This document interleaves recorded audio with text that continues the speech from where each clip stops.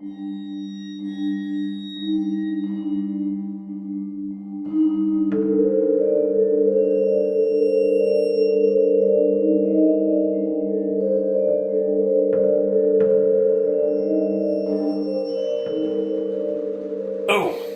and welcome to Dente Rigamortis. I'm Review Cultist. I'm Mikey. E stands for evil. And I'm the gamer in yellow. And we're here to discuss those internet stories, most creepy and most pasta, and be critically silly doing it. Tonight we have The Other Network. So, The Other Network is by Stephen Shorter, and so it's going to be another dreary UK-based horror story. Well, dreary in the setting, basically. And probably have some urban decay in it for flavor. You only know that because you read it. Yeah. Well, also, like, he does have a kind of a mythos into himself with this story. Because as we said on the episode of Chicken Bones, that story, Baggage, and The Other Network are all kind of set in the same, like, universe. So the same, like, world setting that he's come up with for his stories. It's like a Niagara Falls situation. Yeah. Or they're like very different, but they're all kind of in the same area. Exactly. Or like Lovecraft's Miskatonic River Valley, which is like all set in like a fictional part of New England. Except this one's, and it's set in like a fictional part of what is actually like a real place. Or like Stephen King's Maine, kind of thing like that. Except all these most of these take place in the Gwynedd region of like around Bangor, UK. But anyway, we'll just dive into the Other Network for the rundown. Mm-hmm. You can check this one out at creepypasta.wiki. And yeah. So it starts off with basically the narrator. It's kind of a ritual pasta in that it explains how to do the thing or where to go and like what to do when you get there. But it's told more from a more storytelling kind of point of view as well. So the narrator is explaining like where you have to go to find this network. And as far as he knows, he's the only one who's actually gone and investigated it, or certainly the only one that's posted his findings about it. And so you go out to North Wales, out into the mountains there, then south from Bangor along the coast to the foothills of Mount Snowdon, and out on like a very narrow roadway. There's an old research building. The base is called the Gwynedd Climate Research Center. The building has like graffiti all over it on the exterior anyway. The CCTV cameras are dead. There doesn't look like there's any power to it. And when our narrator goes inside, they notice that the interior in the lobby area is covered in kind of frantic graffiti, and the further in, it kind of peters out. Like they're taking less and less time doing it. Yeah, basically it looks like the local kids lost their nerve at a certain point and didn't want to go any further, because even our narrator kind of says that they get a weird like being watched kind of vibe while they were walking around in this place. Mm-hmm. And despite being an urban explorer's dream, it's practically untouched. Like there's a layer of dust, but nothing's really discarded. Like, and aside from like chairs and desks being like piled up into a corner, everything is practically tidy. So our narrator goes to the second floor to what looked like an open office, like where cubicles used to be, like office there. It's all gone, basically. It's all vacant except for a single table with a plug at the underneath it. And our narrator goes to that location, and that's where you're supposed to plug in a laptop or a computer, and you'll be able to access the network. So they set up, they boot up their laptop, they plug in the network cable to the connection on the bottom, noting that there is a connection cable already in the port. And it looks like it was ripped out drastically. Like the cord itself severed? Like, no, not even like severed, it snapped. Like the plastic stretched and snapped, and then the wiring itself apparently broke. That's so severed. Yeah, it severed, but not like cut. It was like yanked out and like ripped somehow. the wire would have been I know, yanked out of the plastic part. I understand. That's The way that the story says we're not in nitpicks yet. Yeah. Save your shit. Also, sorry, quick aside. Did you read the comments of this one? No. There is literally a comment that is as long as the story about from a person who is very passionate about technology working in horror stories. Like they go in depth why every bit of technology in this story is used wrong. It is like it's nitpicking. There's nitpicking, and then there's why did you waste harvesting? Yeah, there's nitpicking, exactly. There's nitpicking, and then there's nit harvesting, where you or like passionately care about like the use of technology in fiction to the point where you kind of ruin the story by picking away at the tech. Well, the problem is... We're still in the rundown! I know, sorry. It breaks the immersion when you know that the technology works a different way. Yeah, I understand. It's like when you know like a world, like a setting, and you know it more than the author apparently seems to know.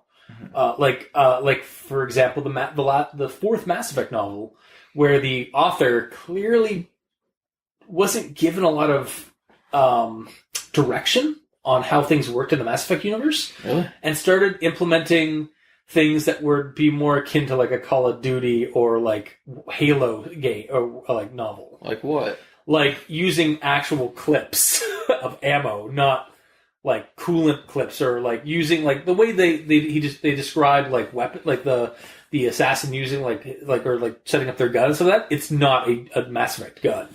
Don't they use thermal clips? Yeah, no, but he was using like actual bullets, like ammunition. Maybe he got maybe it's like that movie that I can't remember the name of, where they use a retro gun against the future shields, because the future shields are made to protect against future weapons, but a physical bullet can still go through it. Damn it, now you've got me... Okay, this is completely... I think it was Critters. It might have been Critters. I don't think it's Critters. You told me it was Critters last time. Was it Critters? I didn't watch. It doesn't Critters matter. since then. That's completely superfluous. Can we go back to the rundown, please? Okay, so anyway, I apologize. Flawlessly executed. I apologize for this tangent. That one guy on our iTunes is like screaming at us. I apologize, that one guy. So yeah, he plugs in his laptop to the port. Yeah, and at first looks for some pings, and then after a few minutes he gets pings back, so it's like the server's there connected, and then his computer goes nuts and sets up like he logs onto like internet, and it's not our internet at all. It's not Google. It's some other. It's not Google. It's called Patriot Search. YouTube doesn't show up. He looks up BBC and that shows up, but it's like all the news articles are just basically hell on earth, like politically and like socially. Like the world is just so fucked up. Like nuclear weapons have been wiped out, like have gone off. Manhattan doesn't exist anymore. Like there was a certain point where New York was mentioned, and then something like happened, and it's just wiped from the face of the planet, basically. Is that like where no one even talks about it anymore? Yeah, exactly. Yeah. There's like riots, there's detonations, there's hate crimes all over the place. It's basically like the darkest timeline. And he's able to access basically their internet through this plugin.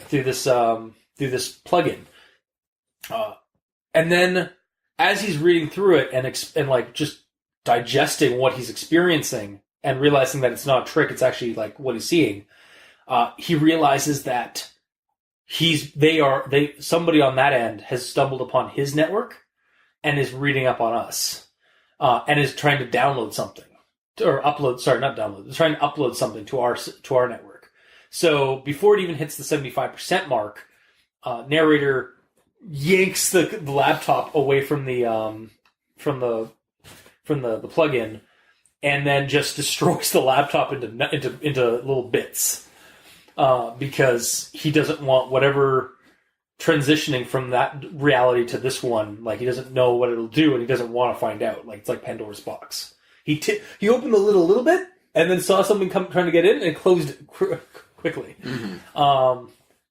And that's basically, he basically leaves after that and gives us kind of a cautionary thing. It's like, I can't stop you if you're going to go do this thing, but if you're going to do it, if you're going to come to this place, as far as we know, this is the only place that you can do this. I like they say that you can't transmit matter between universes, but energy, like data and energy, can be transmitted, and if that can be done, like who knows what else can add it or transmitted. So if you do this, be careful. Don't let anything in. And that's basically where the story ends, just with that kind of cautionary statement. So that was the other network. On to our first segment of the day. Everyone expects the Grammar Inquisitions at this point. So I'm going to start with this line. I'm talking grit your teeth the entire way because you can hear the bushes scraping the side of your car. Narrow. So I think it's here. Mm-hmm. However, it could be like a regional simplification because like the UK and some of that, like they tend to have like, because it isn't technically in dialogue. It is type. It's a quoted. I know, but it is a quoted dialogue, or like, not really a dialogue, but it's a quoted like kind of like fake like pseudo dialogue thing. So it was like, regardless, generally you don't type an accent. No. Yeah, except unless you've been raised like to do that in dialogue. But yeah, Russians type their what is it? W's as like VWs on everything because it's like voix. Yeah. No, that's not how it works. Yeah. Otherwise, it should be here. But unless it's a regional dialect where earring something is using your ear to or exactly, or like it's like come here, like. But then actually, that's the only time I actually like. That's I did Google like Urban Dictionary kind of stuff, and I did find ear, but it's more like come here, like they just removed the here from here, like as in like come to this spot. Yeah. But anyway, so it should be here, not ear. And then speaking of regional dialects, my tires span, the innards creaked painfully, and it quickly became apparent that I wasn't going to make it up. I thought tire, because tire is spelled Tyre, was a spelling error, but looking it up, it's actually the British spelling. Yeah. And we New Worlders use have switched to I instead of Y. And you also auto-corrected my secondary issue with that. Oh, what was that? It's an it issue. Because my tires span, the innards creaked painfully, and it quickly became apparent that it wasn't going to make it up. You said I wasn't going to make it up. Oh, okay. There's like so many it's. There are like all three, referring to different yeah, things. Yeah, nitpicking that, but like still like a legitimate nitpick. There's like 3 it's in that one, and I mean you can get what they're saying, like what the it is, but at the same time, like an I would help fix it. Yeah, yeah, that really would have fixed it with your autocorrect that you did I didn't even realize that. Sorry. Also, you went over mine. Oh, which is my tires span. It's spun because it's in the past. He's talking about it. Yeah, you're right. Going in the past. Yep. So just so like combo, triple or double combo, triple combo. Yeah, pretty much. Jesus. Also, I have a slight note on that. Yeah, sure. Just like where it says the innards creaked painfully. Does that mean like as in the engine is like making weird noises? Yeah, and like the it's suspension's fucking up. Probably, yeah. Like it's like when you're driving, like I don't know if you've ever gotten that feeling, but like when you hear something like when I drive on a gravel road and I just hear all the, I'm like, oh my car, I'm on the bottom of my car. It's not the innards though. No. Yeah, but still, like it's like that kind of like that pain kind of feeling. The engine revving up because the tires are spinning. Yeah. But it wouldn't be creaking painfully. It's just the engine is revving up. And like nothing's happening, but creaking painfully sounds like the thing's about to I think break. It's just that like he's pushing the car so loud that he can hear things like not that he doesn't want to hear coming from the car. That's why he's explaining that it's painful. But yeah, it's a nitpick for me. I would just say like the car revved its brains out and wasn't going anywhere. Fair. But either way, and my next one, I was getting that same feeling in my stomach when I found the room. So this is a nitpick to be sure. I don't think this sentence needs yeah, well. Like, yeah, comma, well, comma. I was getting that same feeling. Because he's talking about, like, how, like, the kids got the weird feeling about, like, being watched and stuff like that. Or, like, he assumed that the kids that had come in here and, like, they like, quickly do their graffiti and then they bugged out. Yeah. Were getting weird feelings of being watched. And then he was like, yeah, well, I was getting that same feeling in my stomach when I found the room.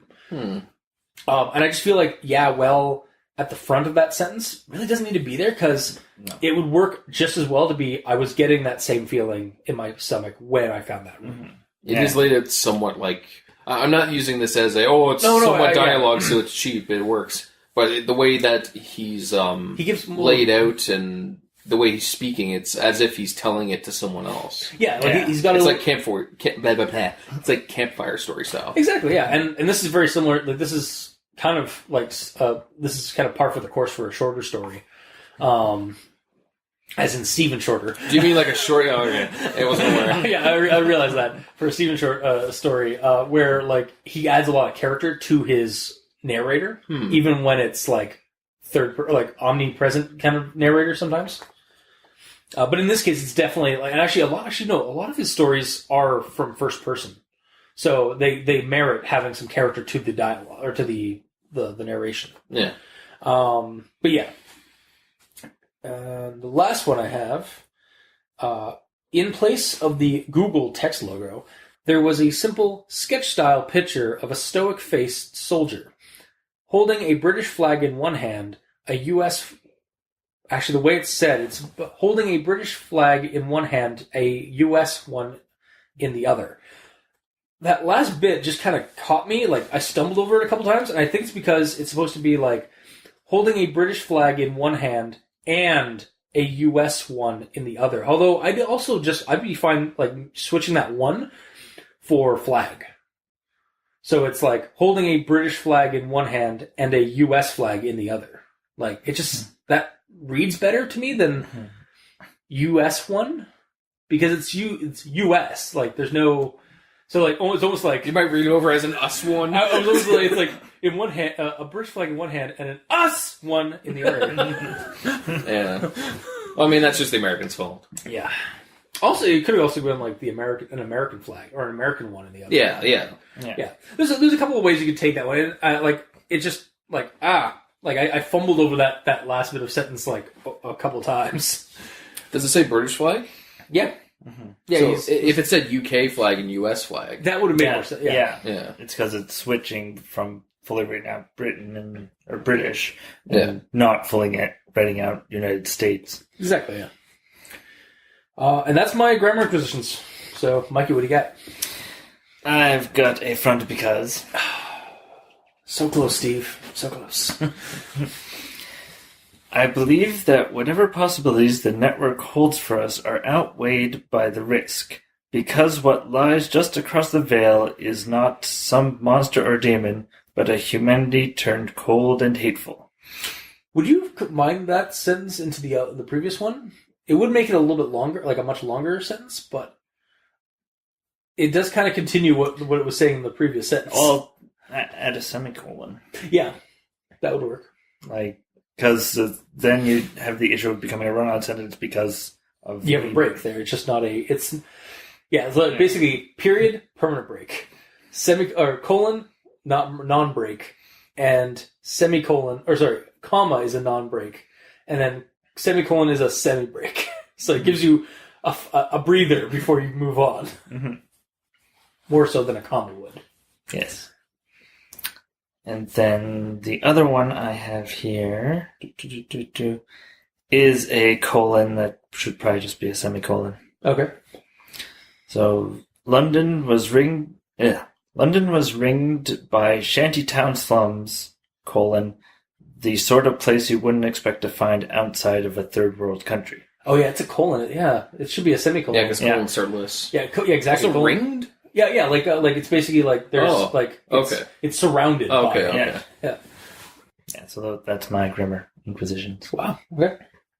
You talked about two out of my three. Okay. Previously. What was the third? I don't even know if this is right or not, but early on, It says, it took a while to find the old research building, and research and building are capitalized. Should they be? That's because it's a research building, but it's not called the research building. No, we get the name of the building. I feel like that shouldn't be capitalized, like because it's not a title, a descriptor, not the actual designation. It's like capitalizing this couch. Yeah, exactly. The couch, it's just a couch. Mm-hmm. If it was, does it say the research building or a research? The old research building.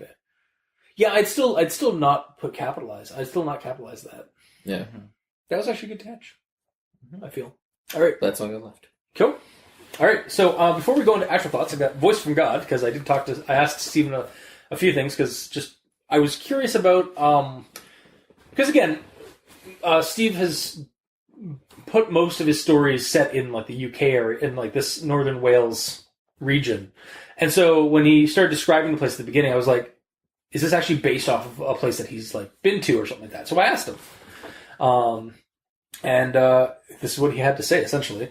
It's been a few. It's based on a few places. Gwynedd is full of old, disused places, abandoned and reclaimed by the mountains. It has been a long time since I even read the story because I think this was like 2015 or like an earlier story that he posted. But he thinks it's based off of a disused library in Bangor at one time, and it was. And he also based the story off of an abandoned holiday camp, like trailers and cottages, on the coast of the Irish Sea. And then I asked him, and then he also mentioned about some more stuff about the other network in regards to like when he started it. I wrote the other network back in my first year at university, and back then we were getting up to all kinds of hijinks.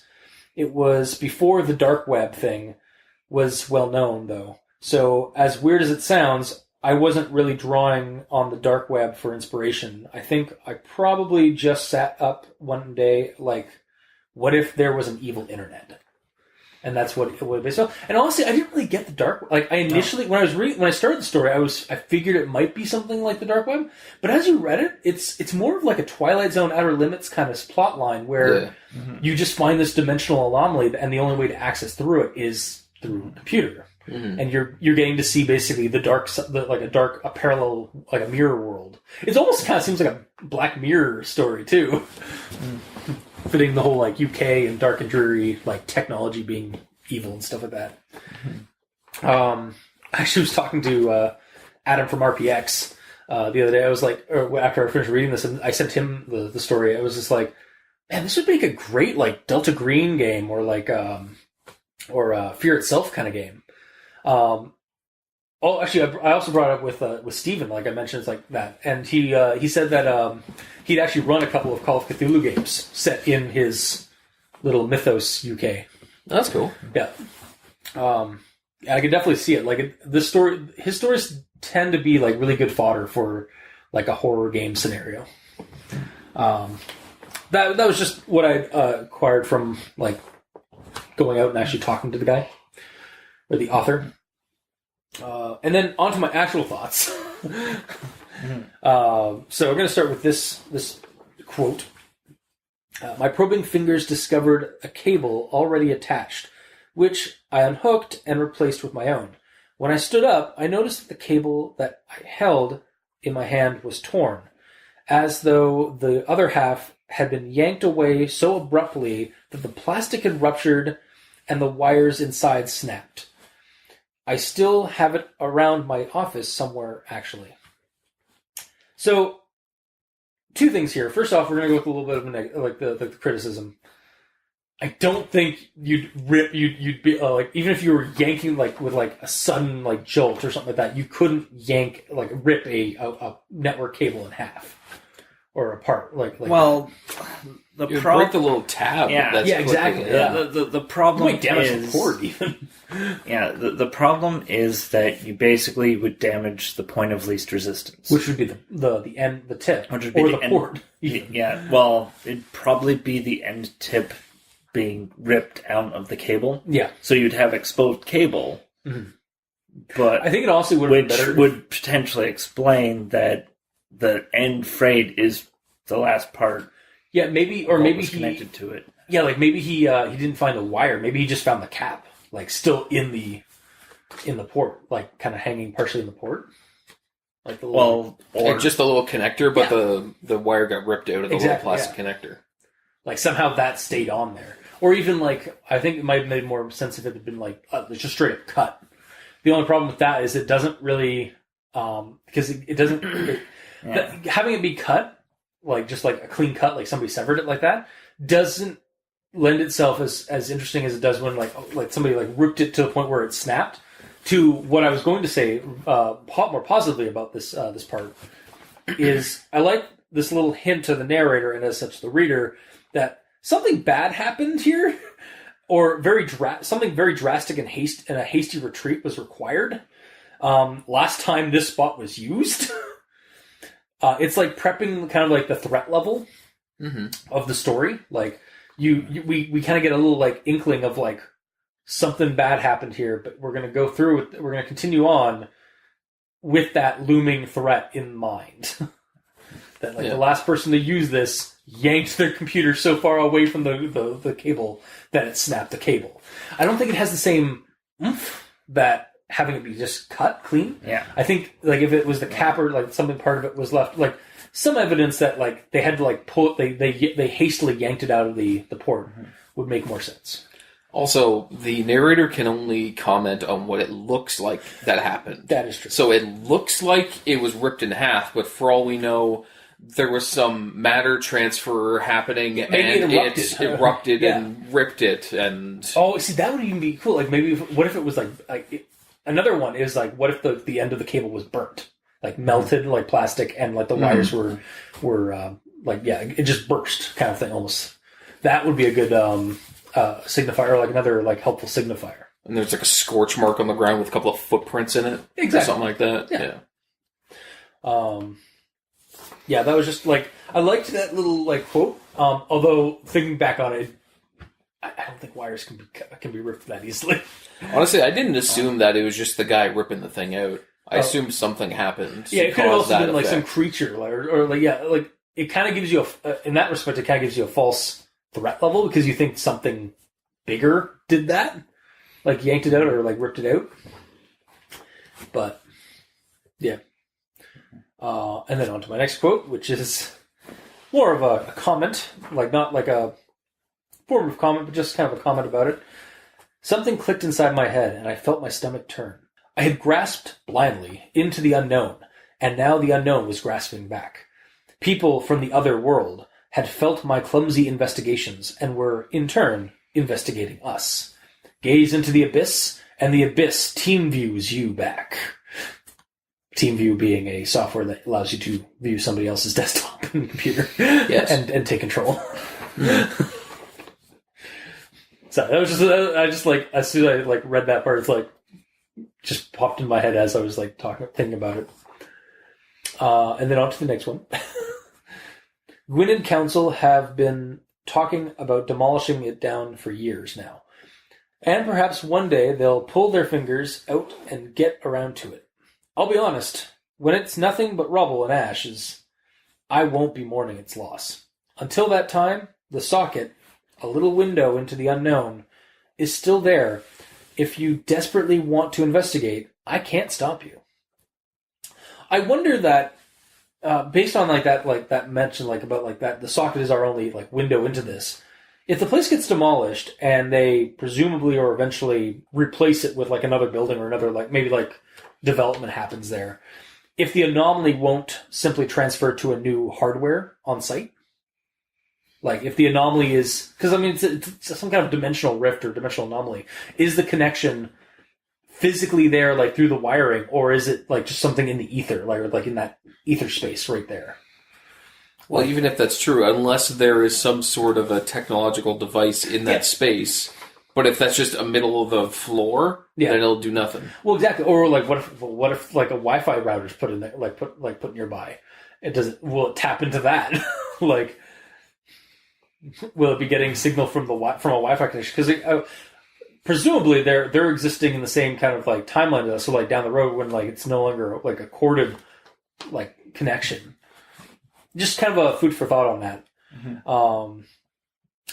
And the story presents a very cool and frankly to me smart, creepy alternate reality horror concept. Almost cosmic horror in like the how things are like being brought like forth through like an interdimensional like rift through your computer, but also more human horror as well because of like just how horrific the darkest timeline is on the other side, and the fact that like they started like pinging back, like they started like kind of latching onto us. It's kind of like hell is other people, like, and in that instance, I also kind of feel a little sorry for the other side because what if they're just like they're in like a hellish dystopic like universe, like the world's crap and gone to shit, overpopulated, all that stuff, and then like some rando finds a building, finds their own research facility there that's like derelict or like been bombed out or something like that, and they find that same location, and they too have an urban legend called the Other Network, but it's like a nice version. Yeah. And so like these guys that are like pinging back to him and like sending him like uploading something, they're actually just uploading like a message just like, hey, my God, your place looks awesome. Like it's just like, or it's just it's kind of like just like people in hell trying to grasp at like heaven. It's like kind of that kind of almost adds a sad creepiness to it if you think of it that way, because it's almost like those people are in hell and we're their heaven essentially if they're looking back at us, because like our place is practically utopian compared to their comparatively. Yeah. I mean, obviously there's something, it probably is more set to be like something terrible that was being uploaded or like trying to transfer over to us, and if it ever like succeeded, maybe they would like be able to breach our reality and like take over or something like that. But there's always that inkling of like, because of the story, the way it's laid out, it kind of feels like there could also be that inkling of like they just wanted to contact somebody who wasn't a toxic piece of shit and from their universe. It's like somebody like finding the internet connection to heaven and wanting to talk to an angel. Pretty much. Yeah. And then my final quote for commenting and such is, I believe that whatever possibilities the network holds for us are outweighed by the risk, because what lies just across the veil is not some monster or demon, but a humanity turned cold and hateful. It knows how we think, and it knows we'll come back.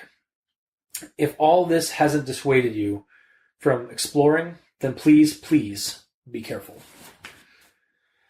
So I just talk about like how like, oh, what if they're actually like just trying to like reach heaven, or they're just trying to reach the better place and stuff like that. But yeah, like it does kind of like obviously whatever is trying to contact us is probably like not as like not in a good way. It's probably a very insidious thing. But yeah, using that quote as just the jumping off point for this, when the story starts, it does feel a little bit like a ritual pasta. I think it is supposed to be kind of a ritual pasta in a sense, but as it went on, it bends and breaks some of the tropes affiliated with ritual pastas. Yes, it gives instructions, both specific and kind of vague, like where to go and such like that.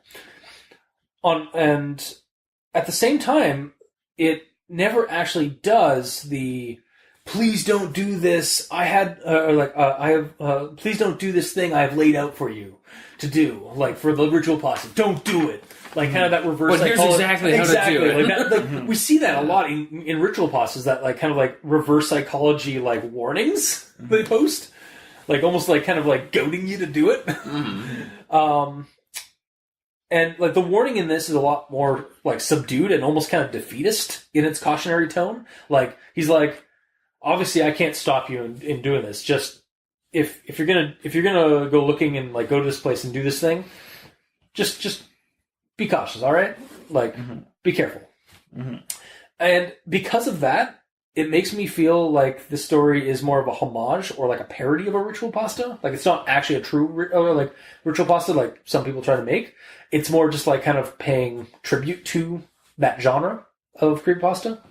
We're just taking that genre and turning it on its head a little bit. Exactly, yeah. So that's my thoughts. Mikey, what do you got? All right. I'm going to start with part that you were talked about, but... Should have jumped in on that, man. I know, I really should have. But I'll just read part of the quote. Perhaps one day they'll pull their fingers out and get around to it. I'm like, what are they pulling their fingers out of? Well, it's their ass. Yeah, it's euphemism. Yeah, but I mean, if you finish... You've already done it. You might as well fall through. Yeah. Oh, seriously. Yeah. I get you, yeah. No need to censor. It's a goddamn creepypasta. Yeah. Exactly. Alright. So, my next is a quote here. Once booted up, I produced the network cable. It was an old gray one, the kind you attribute to screechy dial-up tones and parents complaining about you hogging the phone lines. So, this is where the technology... Yes, IT? starts falling apart drastically. Because... Are you Mike IT? Make IT? Yeah. Basically, he's describing a phone cable. Yeah. Phone cables are not network cables. Can they not also serve the same purpose? No. 100% no. Basically, for a phone cable to connect to the internet, you have to have a modem. Yeah. Which means that, in this case, if he has a modem, then he has to have a service provider that he can connect to. Yes, hell Wi-Fi services. No. And so it would be more like, yes, British is awesome. Weapon. British is awesome. Because it's Patriot Search. So it's yes, Patriot Search. Internet providers can help you. Yeah. Try turning it off and on again. Have you tried cutting your wrists over the router? No? Okay. Do that. Yeah. Jeez. So, and basically, the whole idea of having a 30-pound laptop that has a modem built in from 2000 just seems... He did get it specifically for this. Yeah. But it's just... I know. Maybe he doesn't mention this the modem. This is actually kind of a good thing because I'm actually fully willing to let you go technobabble, because on the one hand, for me, it was just technobabble, and I was fine. Okay. But reading you discussing this and reading that guy's comment or that person's did you read comment, the entire thing? I did not read the whole thing, but I skimmed through it enough. I read enough to know that basically it does kind of come from a point one hand that can ruin a story.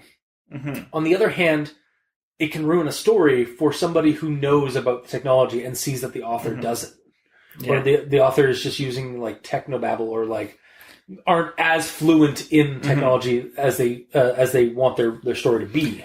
Now, so this being said, I understand why the author chose a phone cable as opposed to network cable. At least here in Canada, if you have a landline in your house and the power goes out, that landline is still active. As long as you have a corded phone that you can connect to it, it will work. So because of that, the power... Okay, so basically this is a loophole for this, in that because there is no power to the facility, to the building. Yeah. But the landline is still there, so that's how you're able to access the internet. Yeah.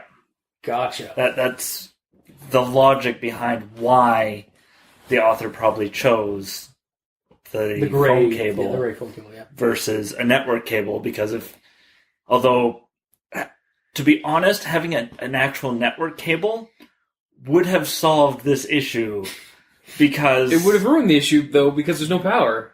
But power from an alternate dimension.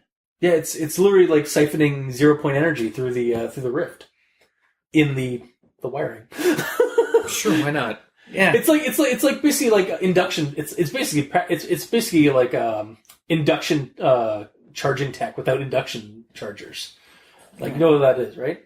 Like, basically, or it's like, I think Tesla's actually coming out with like an EMF. Basically, there's a like a node or something in an area that's giving off an EMF field, and anything with any electronic within that field starts charging and stays charged. Like, it's wireless chargers, basically. You don't have to have it connected. You don't have to have it on a tablet for induction. It's literally just the device is siphoning energy from the air from the ether. That's called Shazam. Your phone's charged. Your phone's charged. It's basically like a field, like a area effect of that, basically. I think Tesla's like prototyping that right now.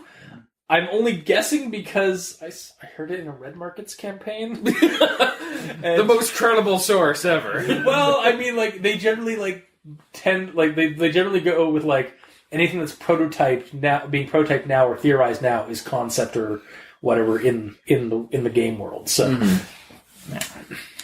sorry. But yeah, the only other way to go with this cord situation is possibly the cord that you're plugging the port that you're plugging into is like a double-ended connector.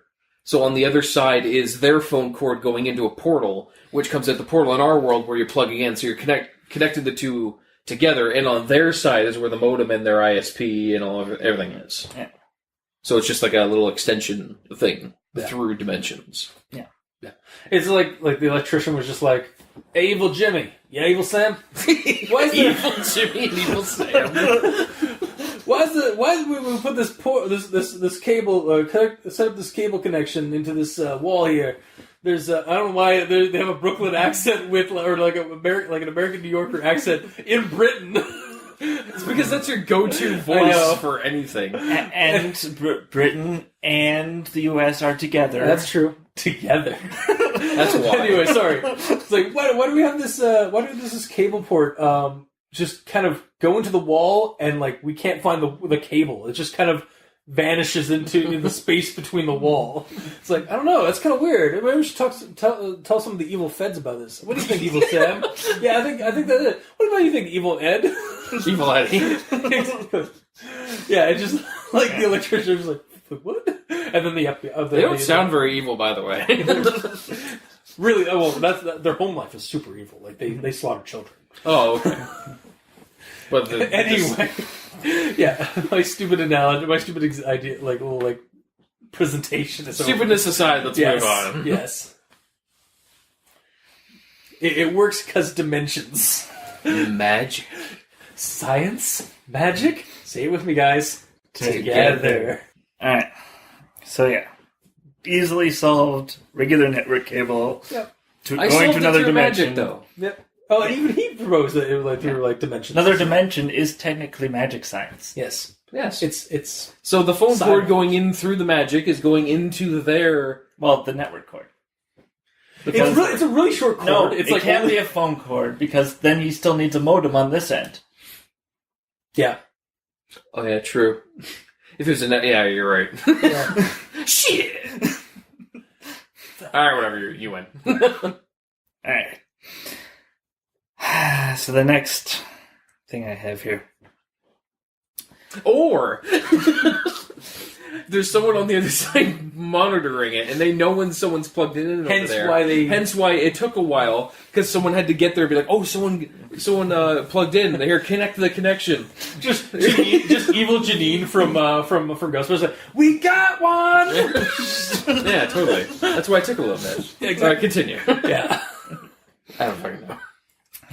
Well, you see, in our reality, the building is derelict and it's just a climate research facility. Mm-hmm. In Evil World, it is a fully hosted and designated like research facility for like dimensional travel or like building better worlds or like finding better worlds. Is like basically their motto. It's like Yutani, and they just the guy was just on his lunch break, and that's why it took so long for them to ping back and like start like checking out our stuff. Sure. Yeah. All right. I'm done interrupting. But okay, go. All right. So the next quote I have here. I called up the CMD window and tried sending a ping. A ping, by the way, is a kind of echoed message that a computer can send out to test a connection. It bounces back or receives a response from other machines and servers on the same network as you. To my surprise, I received 2 or 3 automated responses. I was online, all right. Okay. The issue. I thought you were going to bust in Ace Ventura. Honestly, somebody should have explained what CMD is. It's the command window. I know, but I'm attacking him for doing SMB for that one, the SMB3 from like a couple of weeks ago. Yeah. Well, they could have just wrote out command window. Yeah, I know. I mean, just continue. Anyway, what were you saying? The issue that I have with this is that in order to ping, you have to know your destination. Okay. So when you ping, it's like ping Google. Yeah. So you ping google.com, it pings it. So we're not given he's just going in blind. What is he pinging that he knows will be there? Because Google isn't, as we found out.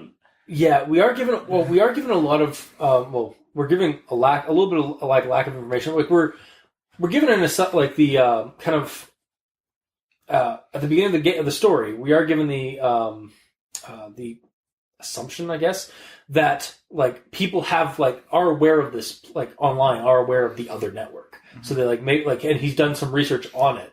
So we're not given the details about that. But we are there is some assumption there that people know what to look for. He knows what he's looking for. Yeah. Also, a little counterpoint to this would have been so much more realistic if he had just brought an Xbox One in over there and just plugged it in and then done the search for a connection, because that's basically how I kind of thought it was working. Because that's how I figure out if my Ethernet cable's not or my router's not working. I just do the ping back.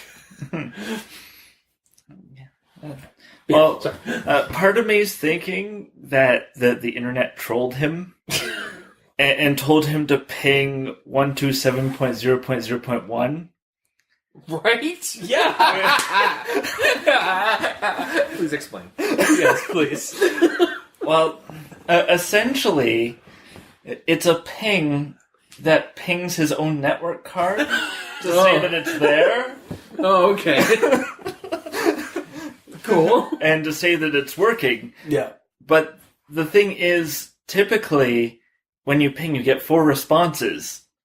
He only got 2 or 3, which means that his network card really isn't doing the greatest. Well, it's an old laptop. Yeah, and he bought it for £80? Or £30. For £30. But so probably $80. Yeah, close enough. Yeah. So it was just things like, I've probably been trolled so bad. That's what you get. That's what you get for buying into a ritual pasta online. Yeah, and he probably thinks, oh yeah, that's another network, because typically a network address starts with 192.168.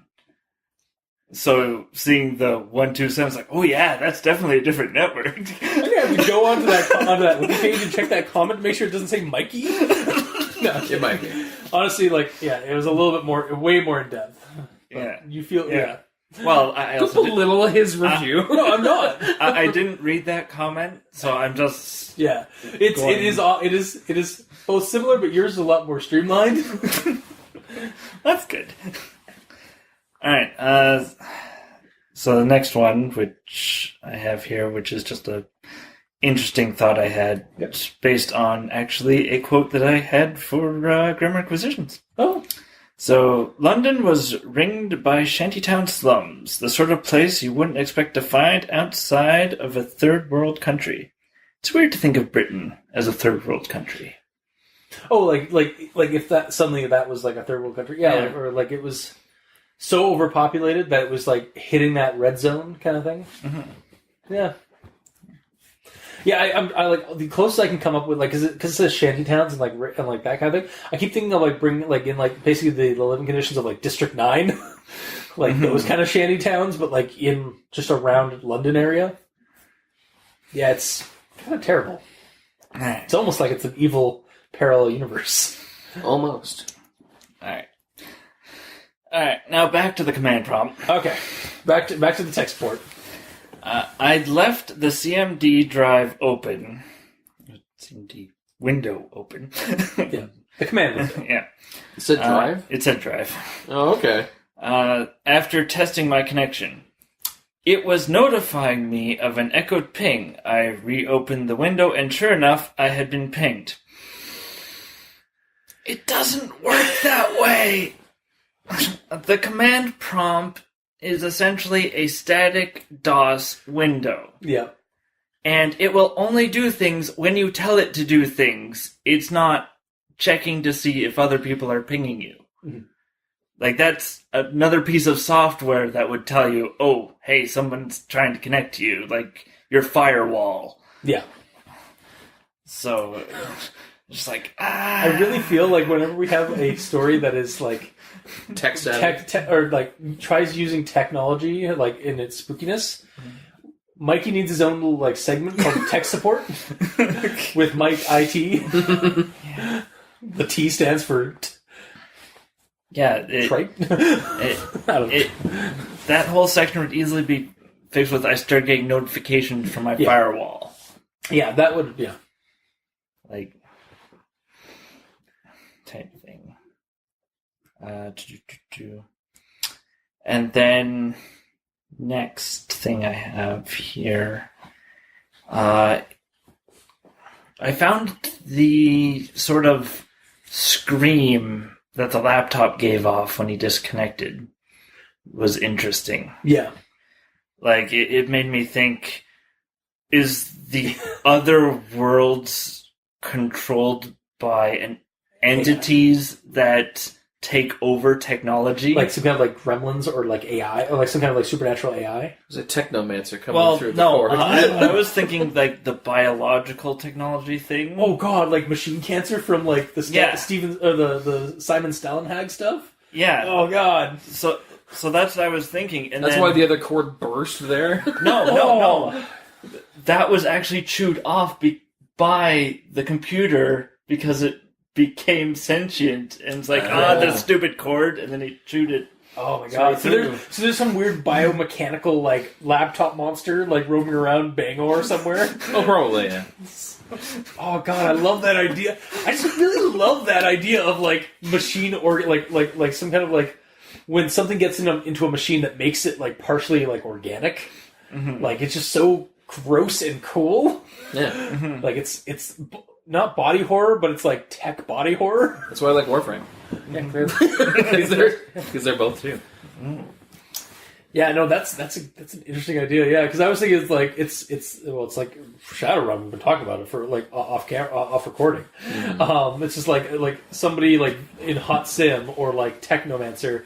And then they get unplugged, and they just get like dump shocked back to their body, so they're screaming the whole way across the internet. They go back, or they just pop out the end of the cord. If you just like the Technomancer's coming, cut it. There's just fall out where it's cut. Just half a person. Oh yeah, totally. Oh god.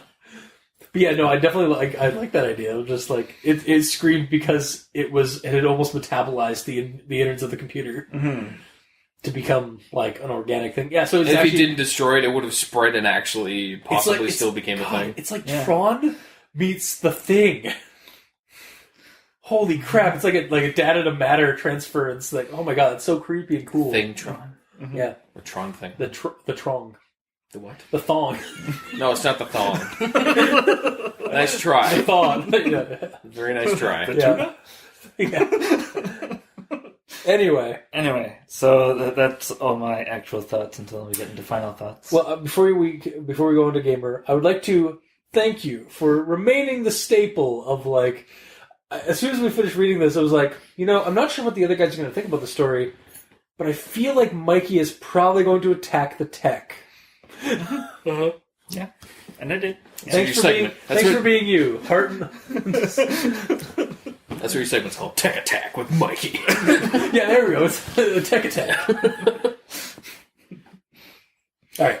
So, early on, where it's saying nothing happened, no icons popped up announcing that it's successfully connected to the networks. Like right when he's like getting there, up to this point, they haven't really said what he was going there for. Yeah. Just that there's a building there and I'm going there to do a thing.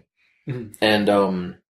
And then he says, like him plugging everything in, he's seeming like he's surprised that nothing's working. And from that point, as a reader, I didn't know that he previously read an email to tell him that his entire reason of going there is to connect to the other network. But he said that, or kind of hinted at it at the beginning of the story. If it's hinted, I missed it. Okay. Because I didn't know what he was going there for. Yeah, I mean, yeah, he does leave. They do the story is kind of left a little bit not ambiguous, but like a little bit we're left a little bit in the dark at the beginning as to why his motives are. He's really just basically following up on a ritual pasta that he read online, like doing some research. Like people have like dug into the other network. People know about the other network online, but he's either the first one to try and do it, or the first one to like present his findings to the people. Mm-hmm. And like the first sentence talks about the network, saying that I believe I'm the first to properly investigate them. But like the network could be a network of people that are doing something, or it could be anything. And it doesn't really say. So him being surprised that there's nothing's happening, even though he checked that the power's off, I'm like, duh. But after reading further, I realized that, it's because he read emails and was privy to these things. Yeah. Mm-hmm. So then we get to the part where he turns on his computer after getting the pings and stuff, and he's connected, and he goes to open up his internet, and his homepage was set to Google, but now it's set to the other Patriot. Basically the dark Google Patriot search. Mm-hmm. So at this point, I'm like, okay, so there is some weird connection that tells your laptop there is no connection, even though there is. So, and like, now you've been hacked, because I'm assuming that's what happened, because like, you connected this weird thing that is masking that it's connected, and when you try to open the internet, it has changed your settings. It's like, kind of... Okay.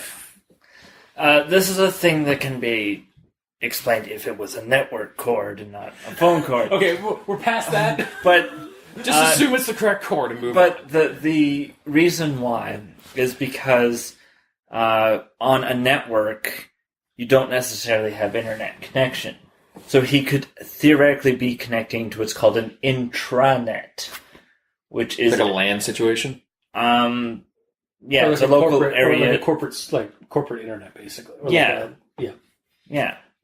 Basically. Mm-hmm. It's basically, in the alternate dimension, they have a server room that has websites and stuff on it, but there's no actual internet connection beyond that. Oh, so all the websites that he's picking up are just fabricated websites, and then the rest of the world just fine? Holy shit! Yeah, it's actually not even a dimension. It's actually just some covert ops, like troll, like a troll operation, like right underneath the building. Yeah, within the British government, just to fuck with people. Yeah. Yeah, I could. You know what? No real goofiness aside.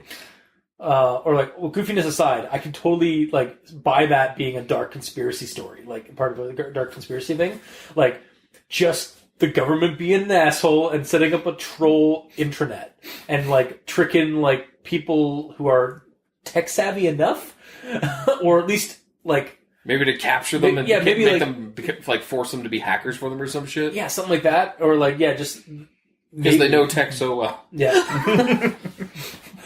We guess I'm hammering him on that. Yeah. Sorry, Steve. It's fine. It works. It's magic and technology. It's fine. Except when it's not. No, shut up. It's fine. So my next part. Yep. I'm not sure if it's an isolated example or one of many places to officially, quote unquote, stop existing. That's talking about New York or whatever. Yeah. Said it was. But if anyone decides to look for themselves, then it's something really interesting to investigate. I really, ellipses, then it tabs down, ellipses. I really recommend that you don't, though, period. Then it tabs down again. A shrill bleep startled me. So because of the ellipses and shit, is this being written in the moment? At this point? I got a little bit of, he might have used the ellipses, like for that part, like just kind of almost like how you'd use brackets to like insert your thought on the matter, like almost like commentating on what you're trying to tell, like the story you're trying to tell, like in that moment when you're writing it. I guess, yeah. But it almost kind of gave off the feel like he's typing. He's like, I really, yeah, exactly. And he hits period, like he's like something happens. He just goes ... so he knows where he was or whatever. Yeah, and then he continues from there. But like, sorry, something startled me. Yeah, like it almost for a moment seemed like it was in the moment, but I don't believe it is. Right? Yeah, I think it's more or less just like, again, he's like commenting on his own like rundown of the events. Mm-hmm. And then my last note is just about the ending. So this whole story is what happened to Nair, because he didn't have a name, when he... Or it could actually be Spooky Steve, because Stephen Shorter. Funny joke. Yeah. So Nair. Yeah. So this is essentially what happened to Nair when he went in to investigate the place. He learned about the place from an email that we never saw. Yeah. But that's all we know. Yeah.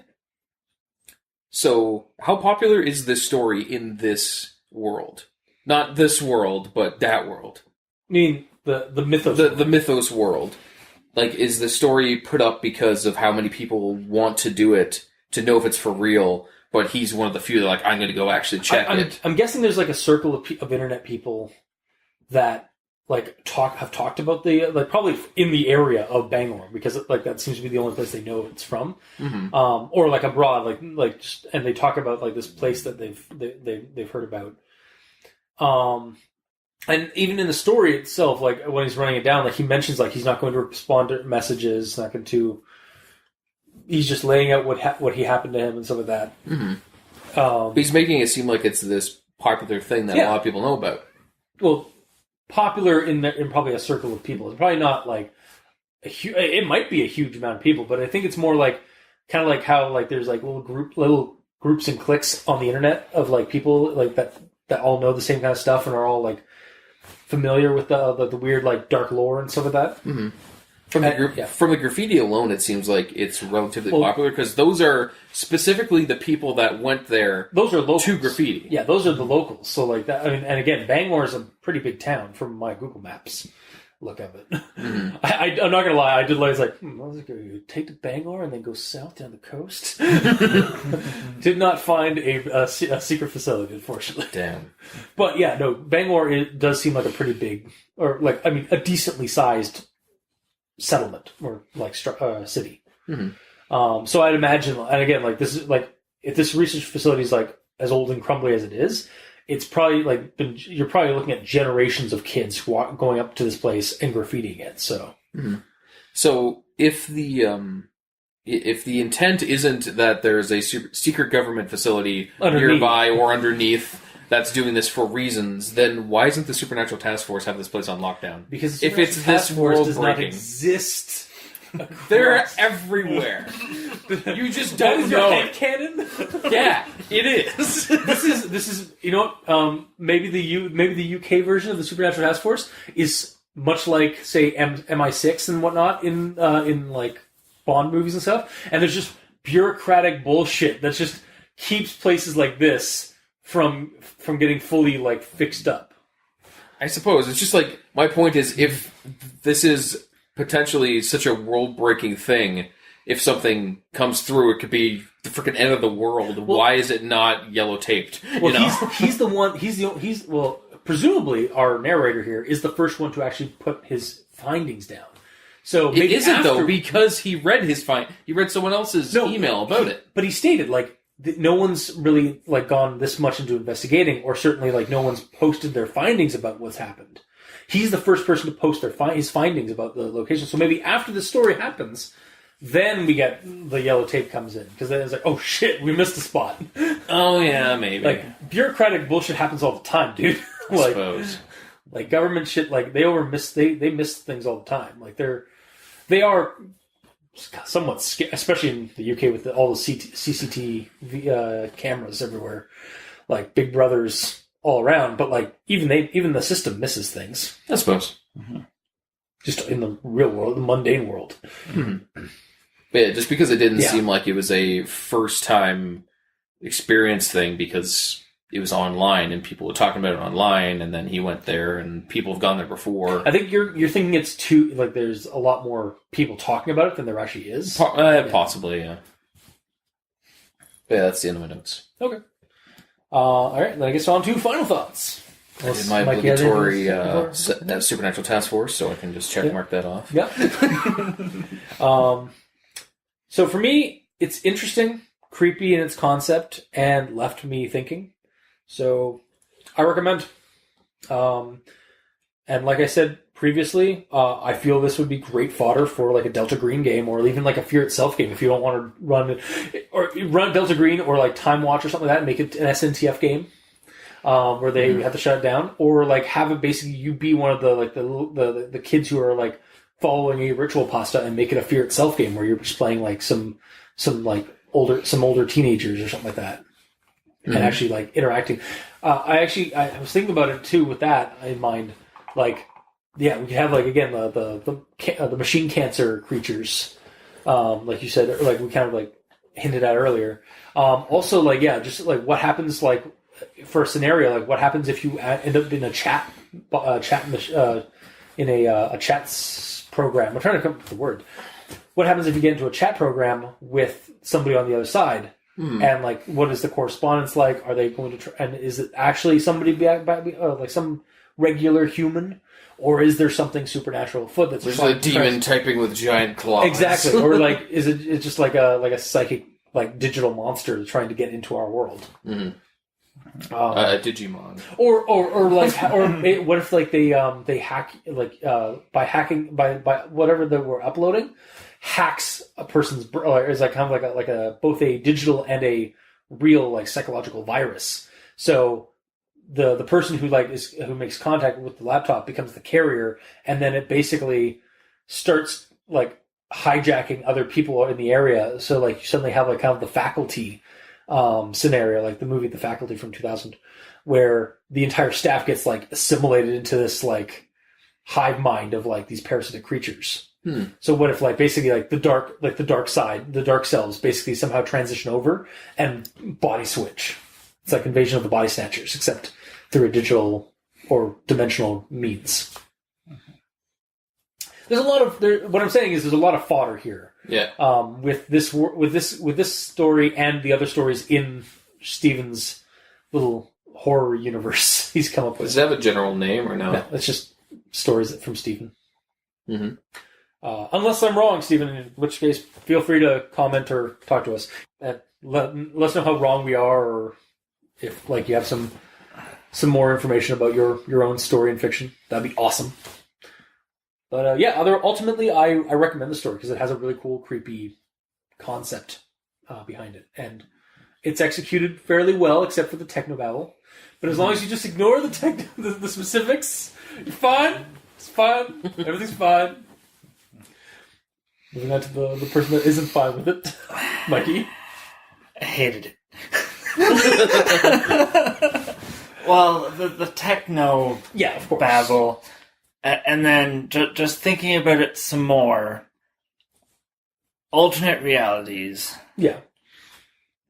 There's no guarantee that even the internet protocols are the same. Yeah, but I mean, like obviously they are in this instance. They would have to have some commonalities, but just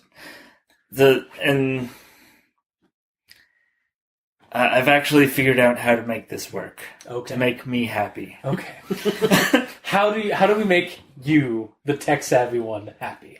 So this story is actually a story about an alternate universe connecting to an alternate universe. Are you fucking serious? Yes, because of the line, and it was a grammar inquisition. London was ringed by shantytown slums, the sort of place you wouldn't expect to find outside of a third world country. Therefore, in that universe, London is a third world country, not Britain.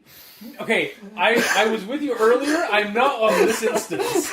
Like the kind that you wouldn't see outside of a third world country. Yeah. As in, he's using that as an example, like of where you'd find shantytowns like that. Yeah, but he's also saying that Britain is a third world country. In our universe, it's a first world country. No, he's not. He's saying that he saw like pictures and maps and shit on the other network of London ringed with shantytowns.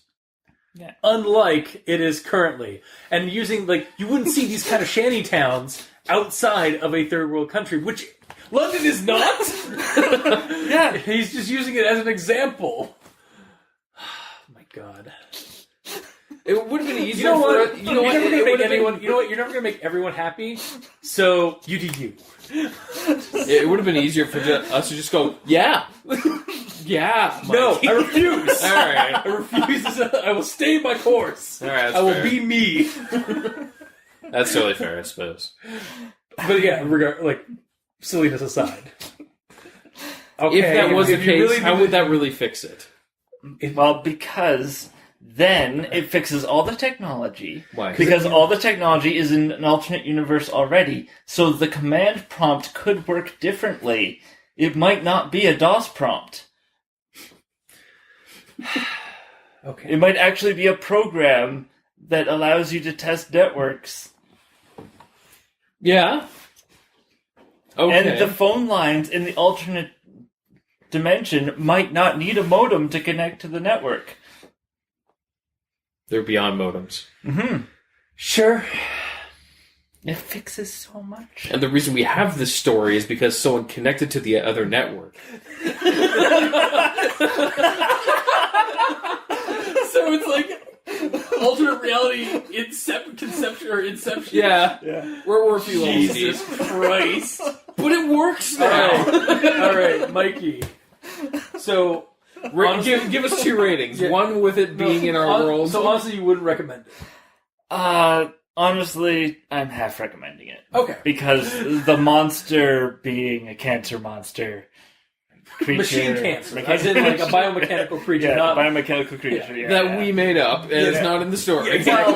Well, but it does scream, which makes you think that it's in I pain. mean, honestly, my computer has screamed at me when I'm playing Secret World Legends. Yeah. Because there's too much shit going on in the game that it just like the fans just like like that's kind of screaming I heard from when you pulled it out. It's just Yeah, like the but, like, computer freaked out. Disconnecting from the internet would not cause the fans to go nuts. It's dimensional rifts. It's fine. And I mean, he's forcefully taking the cord Yeah, out. it could be like So maybe it's suddenly, the laptop's already transformed and it has pain sensors in the Fair. port.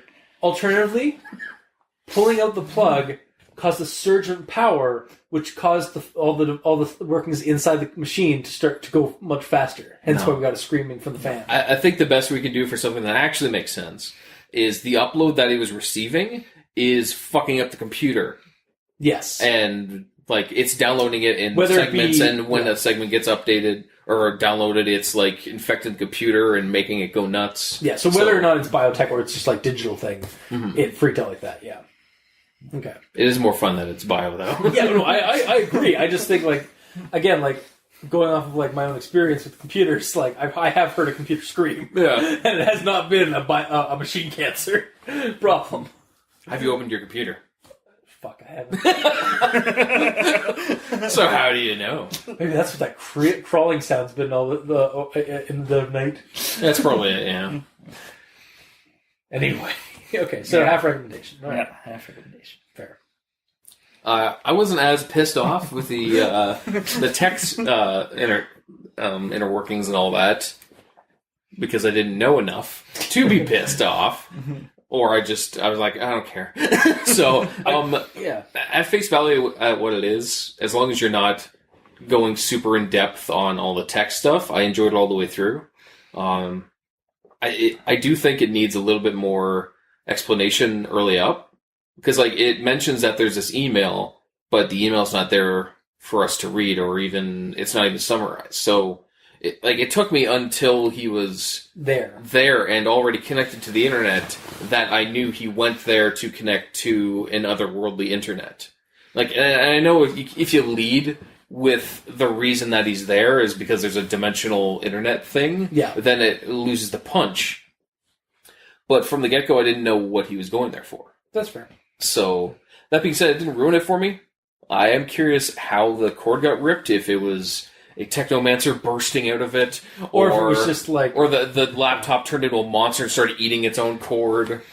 or just like a monster popped out of the screen, killed the guy, and grabbed the cord and ripped it in half. Anything. Or the guy was just so like panicked and like got some super strength to just rip the cord, but it stayed in like it just anchors in when it like plugs into the port. I know. It would be easier to walk up to it and just press a little tab and pull it out compared to grabbing it and be like trying to rip it. Yeah. Unless maybe if he did go up to it to take it out, but like as he did that, it like attacked him through the port, so he couldn't physically disconnect it there, so he had to rip it down the cord. Maybe, yeah. So if there was some evidence, there needs to be evidence of something more than just a rip. Is what I'm getting. Maybe at. even like some kind of like residue on the ground, like either like a burn mark or like some puddle of something. Yeah. Shit, when he shat himself. No, No, he's thinking more ectoplasm. Yeah, ectoplasm or like ash or some kind of like some residue of like maybe a burn or like again like a puddle of like oily blood thing that's like from the machine cancer.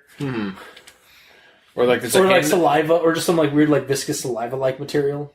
There's like a burned handprint around the thing where he went to like grab it and like burned his hand. And then I looked over. It's like there is a giant silhouette of a person on the other side of the wall, on the other side of the room. He's just like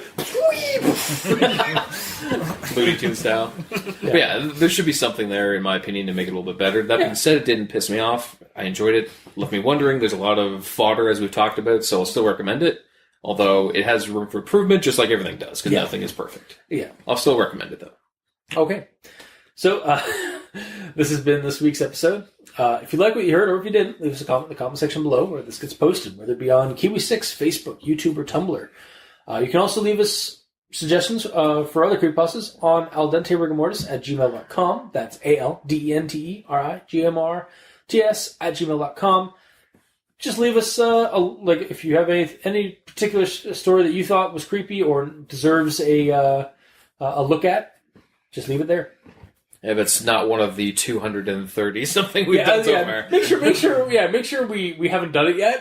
if you do want to suggest a story, I don't think we've actually gotten that yet. Where we've gotten like doubles of things that we've done, or no, we've had two people like two suggestions, but they've been like on top of other things that we've done. So. If you'd like to help support the show, you can go to El Dente Rigamortis on Patreon and just look up El Dente Rigamortis and select the backer tier you'd like to support us at. We have $2 and $5 tier with special episodes, extra content, and early access to episodes about 2 days before they get released. And for our patrons that are already helping support the show, thank you immensely, guys. Seriously, we don't say this enough, but thank you. You're helping keep those hosting bills at bay, and we very much appreciate that. And to our listeners and the authors of these stories, thank you immensely, too. Especially you, Stephen. Because, he answers my questions when I ask him things about his stories. Knowing full well we're going to do a critical discussion, or a critical and silly discussion of his story. Mm-hmm. So, thank you from the bottom of my heart, from the bottom of, I think, your guys' hearts. Do you have a heart, Mikey? And somewhere in there, it's that large star right there. The giant star, the pulsar. Seriously, it means a lot. It's a black hole, actually. Your listenership means a lot, and if you guys didn't write stories, we wouldn't have a show. So thank you. Until next time, I've been your host, Review Cultist. I'm Mikey. The E stands for evil, and I'm the gamer in yellow. This has been Al Dente Rigamortis. Sleep well.